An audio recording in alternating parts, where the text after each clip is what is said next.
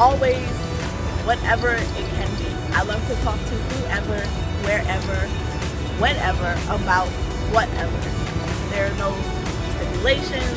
It's just whoever is interesting. I started breaking barriers because I started to understand that in today's society, people just don't want to talk to each other anymore. Hi, everybody. Welcome to Breaking Barriers with Deirdre Shannon.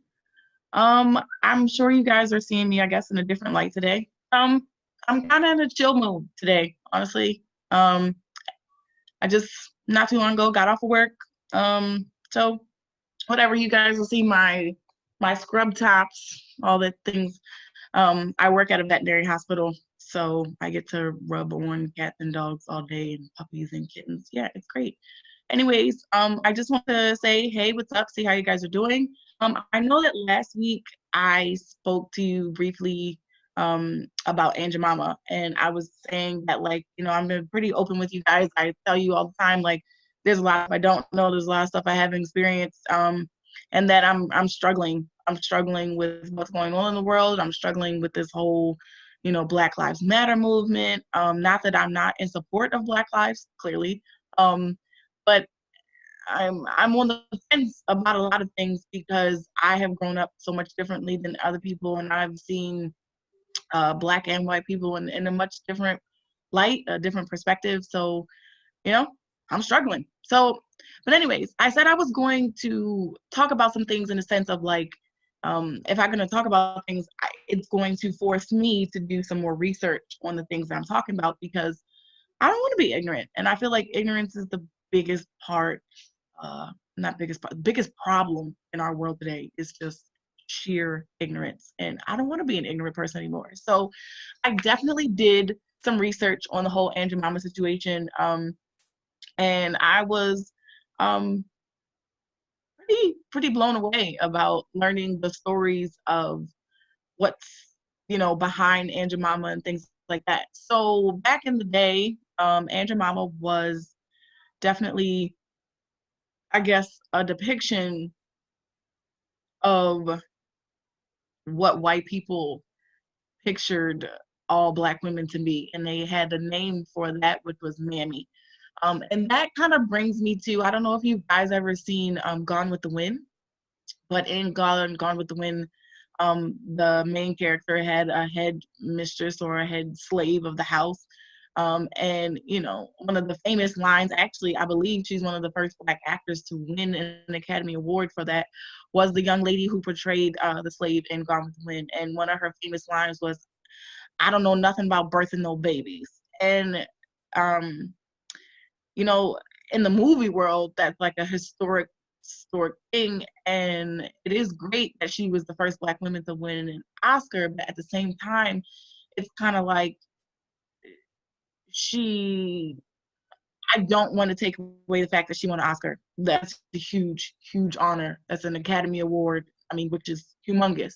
But let's be real, it gets political. Academy Awards are political. So what I'm saying is that, yes, she was accomplished and she won an Oscar, but at the same time, it's kind of hard to not recognize the fact that you won an Oscar for the fact that this is how white America views Black people, as being uneducated and the way that they speak. And it's unfortunate that the fact that even the Black people that were slaves had to hide the fact that they were educated, because that was seen as a threat. But nonetheless, I went ahead and I did some research on Aunt Jemima, and I found out that Aunt Jemima started off as its own, like, pancake company, and they were kind of struggling. They were kind of struggling, and they have a picture of, like, the first Aunt Jemima box, and the caption on this, it says, "Eyes in town, honey," and it says Aunt Jemima's pancake flour and things like that. So what I found out was, actually, there was a slave named Nancy Green, and Nancy Green was actually one of the first slaves who, I guess, made a living for herself out of betraying Aunt Jemima. But actually what it was Nancy Green actually like reformed the product of Aunt Jemima. She is the whole reason that the pancakes um became better. So just looking at some of the research that I've done, it says right here, I went ahead and I looked up an article, and it says that here the Chicago woman Nancy Green originally portrayed the Aunt Jemima trademark. So what they did was they let Black women make money by dressing up as Aunt Jemima. So um, Nancy Green was one of the key people who dressed as Aunt Jemima. And she was a Chicago woman who originally portrayed the Aunt Jemima trademark. And that she, because of her and how she portrayed it, she made the image very popular for Aunt Jemima, for the pancake products. So, and Quaker Oats, which ultimately owns the Aunt Jemima brand, admitted that this week that they were going to change the whole dynamic of the product because it was based on a racial stereotype derived from an African American mammy, which is the character betrayed from a popular show back in the 19th century. So Nancy Green was a slave who moved to Chicago to work as a caretaker for a prominent white family, it says here, called the Walker family, I believe. And she was hired to portray the living version of the character in 1893 World's Fair, according to her obituary. But she was later hired to play the role for the Pancake Company until her death. And what's interesting about it was that she actually developed her own pancake mix, and the Aunt Jemima Company took it and ran with it. And then in that, what do you call it?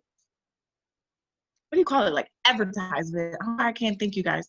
In the advertisement, it says, "Eyes in town, honey." It says, "Better this year, better this year than ever before." Listen to me, I can't even read. Prepared from wheat, corn, rice, makes the finest pancakes imaginable. No trouble at all, only takes minutes to prepare.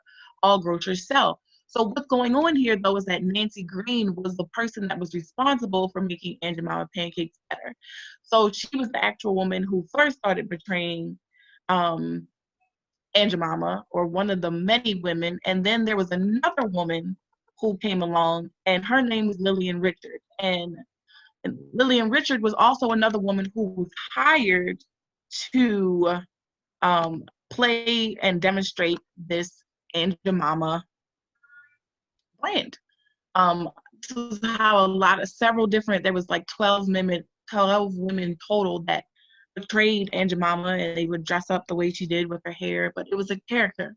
But the point is that now all of a sudden, because of this Black Lives Matter movement and all the crap that's in the world, they have decided, Quaker Oats, the company, has decided to rebrand because of the racial stereotype that the brand of Aunt Jemima was based on.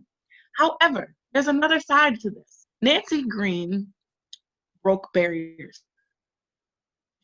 She broke a lot of barriers because not only did she just get a job as betraying Aunt Jemima, but she actually is responsible for changing the recipe of the Aunt Jemima pancakes. And she was proud. She was proud to betray Aunt Jemima, and she was proud to be a working Black woman. So, and then have Lillian Richard, who then became another ambassador for the Aunt Jemima brand and went on many tours and world tours with the World Fair, and distributed the Aunt Jemima mix and things like that. And she was proud. She was a proud Black woman to do this, and a proud woman to say she could work. So I say this, everybody, give me 2 minutes or so, and we'll be right back with Breaking Barriers, and we'll speak more.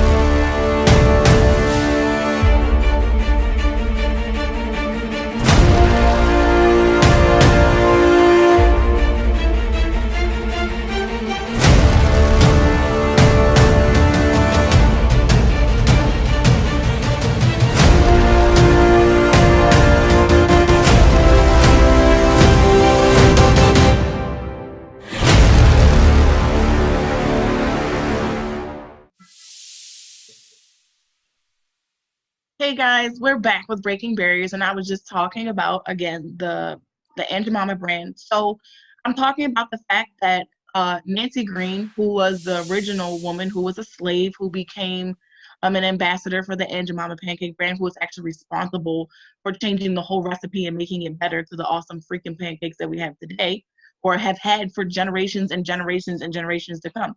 My whole life, my entire life, like I know I don't look it, guys. I mean, I look pretty good for my age, but I'm 35. So from my 35 years, Aunt Jemima pancakes have been around. So this tells me even for my mother's whole life, my mother's 60, she has had Aunt Jemima pancakes. So this woman who probably was told she would never make anything of herself is the whole reason behind the Aunt Jemima brand. She took on proudly of wearing the headscarf and how Aunt Jemima was portrayed. And if you think about it, it represents the caretakers. If you think about it, if you think about back to slave days and all this type of stuff, who was taking care of the children? Who was taking care of the wife in the house? Who was taking care of the husband? Whatever he decided that would have been. And then leaving the white homes and then going and taking care of their own families. That was Black women.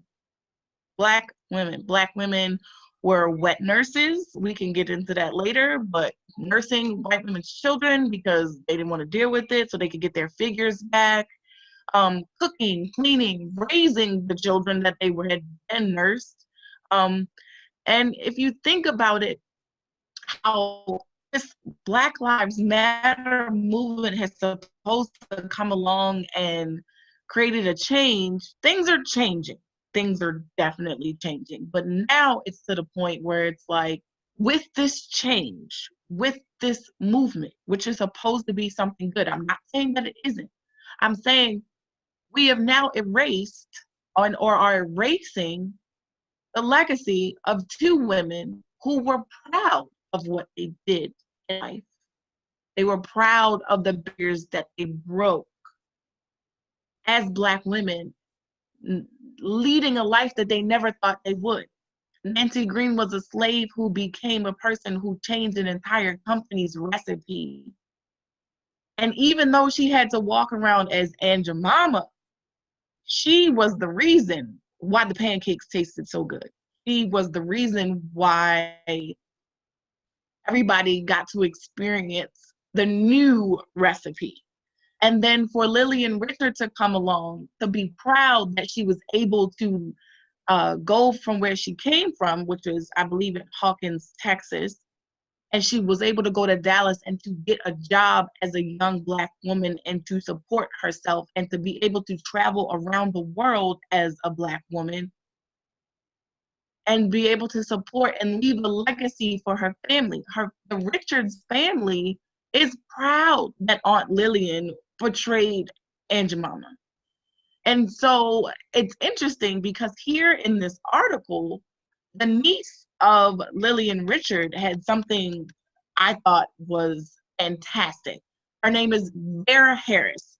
Lillian Richard's niece supports the decision and the Black Lives movement about Aunt Jemima. That Aunt Jemima represents a part of history for her family in the town of Hawkins, Texas.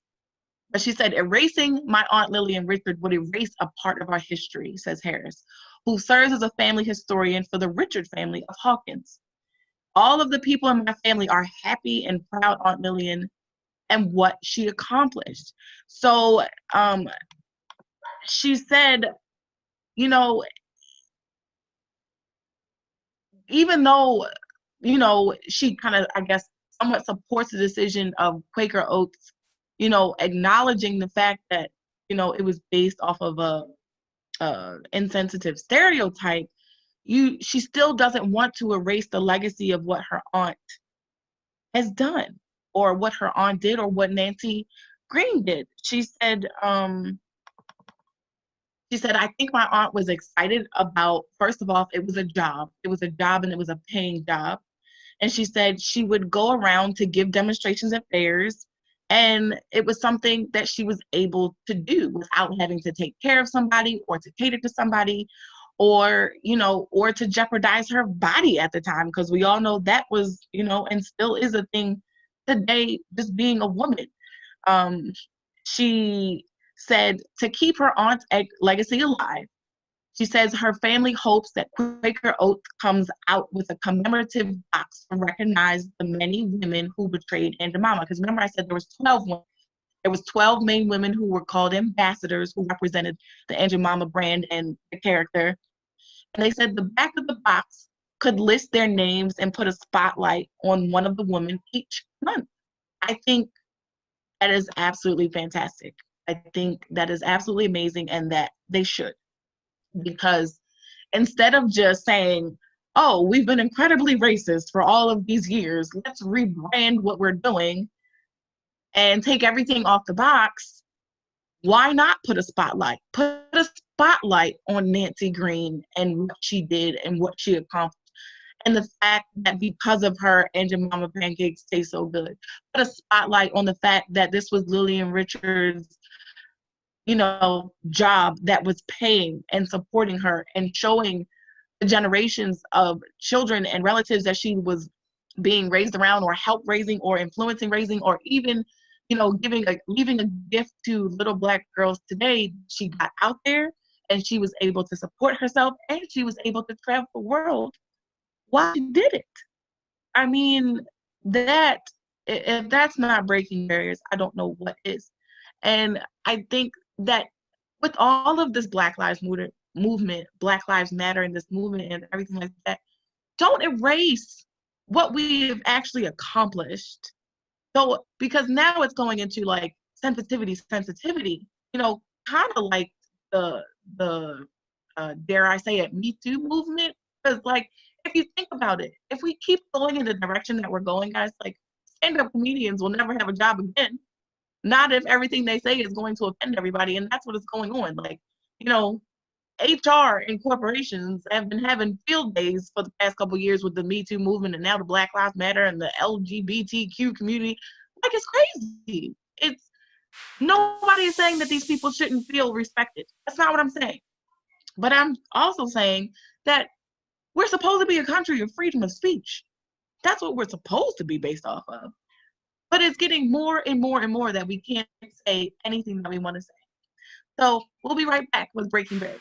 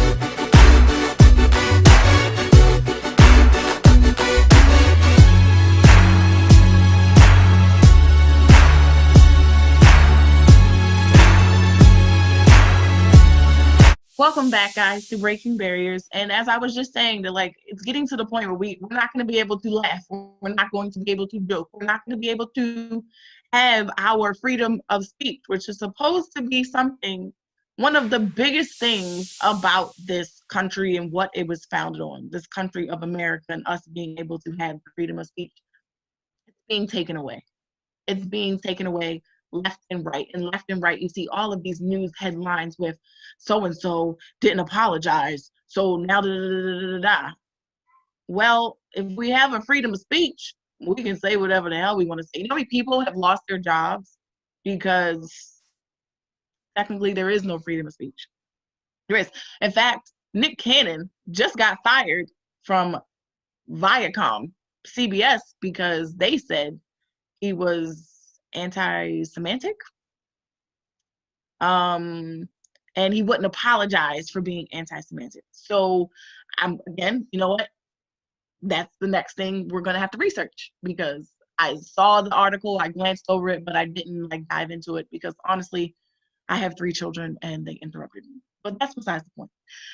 The point is that I'm definitely, just like I promised you guys, I was gonna research about Aunt Jemima because I was owning up to the fact that I didn't know enough about it, and now I do know. I'm going to research that too. I'm going to figure out, what was he fired for? But he's not the first person that's been fired over something that he said. I mean, I believe there was and it's not just black people. White people have been fired for the things they say. Roseanne got fired for the tyrant that she went off on, and blah blah blah blah, and like so. Let's be honest with each other. There are things that we can say to each other that are mean and they're hurtful and they're hateful and they're disrespectful and they're racist and things like that. But at the same time, we're supposed to have this freedom of speech.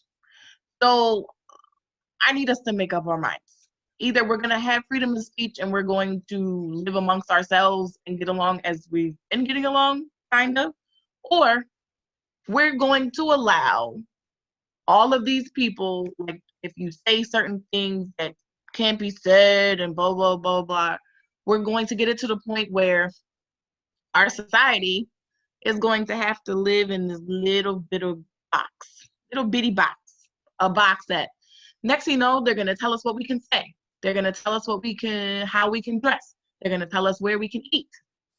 I mean, it's already starting. If you think about it, with all of this coronavirus thing, 25% of the restaurants in America have closed permanently. So it's kind of rough. Like I've said this once before, like we're almost headed to Demolition Man, you guys. If you've never seen Demolition Man, please watch it because it's an old 90s movie and you should, because 90s was awesome. But the only restaurant in Demolition Man that made it was Taco Bell. Could you imagine? Could you imagine our lives right now if the only restaurant that makes it is Taco Bell? We're gonna have problems, stomach problems mainly. But the point is that I'm continuously trying to understand how to make this movement, this Black Lives Matter movement, this LGBTQ community movement, this, whatever other cause you want it to be, to have a good purpose, to not divide us, to not separate us, but to lessen the ignorance, to help connect us. That's why we're trying to break the barriers, not build them. And, so for Quaker Oats, thank you for finally realizing, I mean, your pancakes have been around since 1893.